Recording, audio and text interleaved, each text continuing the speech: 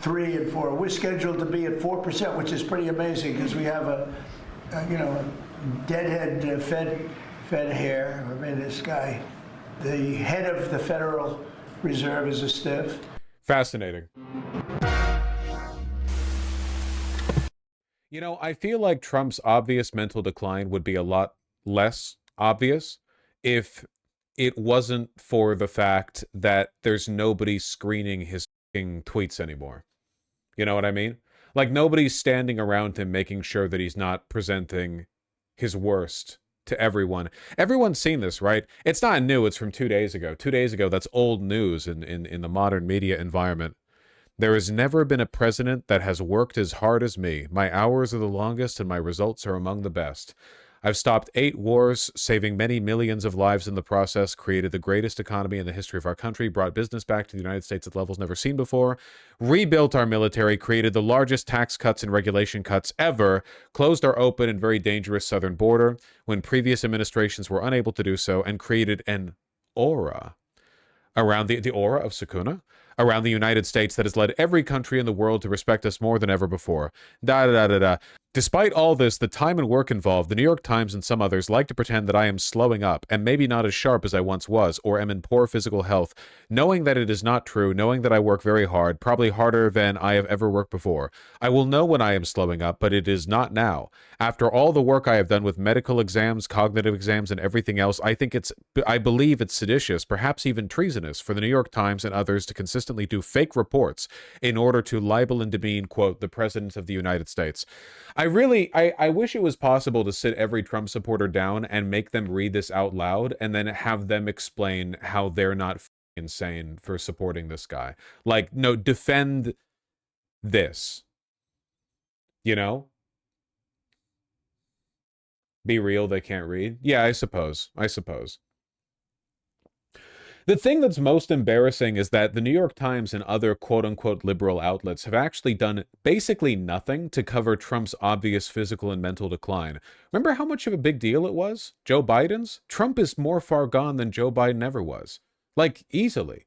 You look at literally any video, anything that he put, like, the difference is Joe Biden stammered and, he was clearly addled and so on when he spoke. But when he composed himself, he was coherent. Trump is incoherent even when he's composed. There's no break from it. He doesn't lull into moments where he can't speak properly. He's constantly, like, nonstop. Everything that he says, he's slurring. It doesn't make any sense. It's not just gaffes. Like, he is not mentally present. But nobody calls him on this. Seriously, the media doesn't. None of the journalists in the White House press corps have the balls to ask him about it, We all know he had a major stroke and was hidden from the public for about a week a little while ago, and has anyone asked him about that? No. The only time he was asked about that, it was a softball question pitched by a favorable news network that gave him the opportunity to bounce off it. Hey, people say that you were sick, but you're looking healthier than ever, Mr. President. What do you have to say about that? Like, that's the limit of what we've got here. I have this terror that people are getting acclimated to this level of journalistic compliance, and that when Trump does inevitably fall, right, and this whole administration collapses and it's rebuilt or whatever, this becomes the new normal. For Democrats, Republicans, whatever else, this becomes the new normal. It's like the most obvious partisan complicit with the administration, just no journalistic integrity whatsoever. We have a perfect fascist state for the next real dictator. Honestly, it really does feel that way. It feels like all of these so-called liberal institutions have been begging to be taken over by an authoritarian for decades now, and they're all like over eagerly kowtowing to Trump, but Trump is too weak to take advantage of it, so they all just look really sad, giving up and giving in to this administration that's too weak to even achieve its basic agenda items. They're just desperate. They'll fall in for anyone. It's fucking crazy. That's why I don't like the idea that these organizations are scared of Trump. I don't think they're scared of Trump. I just think they want this. They've been wanting it for a while. I don't know. It's pretty rough, man. Trump is fucking cooked. This was from the speech yesterday. He's done this bit before. Security. We need, the one thing you need steel. You know, you can give up certain products. You can give up pencils. Because under the China policy, you know, every child can get 37 pencils. They only need one or two, you know. They don't need that many. But you always need steel. You don't need $37 for your daughter. 2 or 3 is nice, but you don't need $37. So... Decadent American pig swine. You want more than 2 pencils for your child? You're greedy and selfish, and you'll be executed. I hope the GOP runs on this in the midterms. I mean, they basically are, right? The message from the GOP right now is the economy is fine, actually. It's the best it's ever, literally ever been. You need 37 steel, not $37. I'm always saying this. Just setting Newsom up to run on abundance? Yeah. He better not be the fucking nominee. I think transgender for all is a great, great thing for the Democrats to be talking about. Transgender for every member in your family. If they're not feeling well that night, let's just change their sex. Now, let's not talk about it. Let them go and let them fight to get these things. I think open borders are great, you know, where prisons are emptied into our country, right? It is a great bit. It is a great bit. It's so bad it's not even funny anymore. Transgender for everyone is still a little bit funny, I'm afraid. He'll need to wear that one out a bit more. It is true that Trump's ability to, like, sway the conversation... I saw somebody on Twitter post this, and it's very true. Trump's ability to sway the conversation has basically eroded thanks to the lack of a character limit over on Truth Social. Like, Trump used to be genuinely punchy and witty on Twitter, which made everything he said and everything he tweeted an earworm. But this is fucking pathetic, you know? Everything, yeah, it's all lefty meme bullshit, so it doesn't stick in your head at all. We ain't reading that. Free Palestine.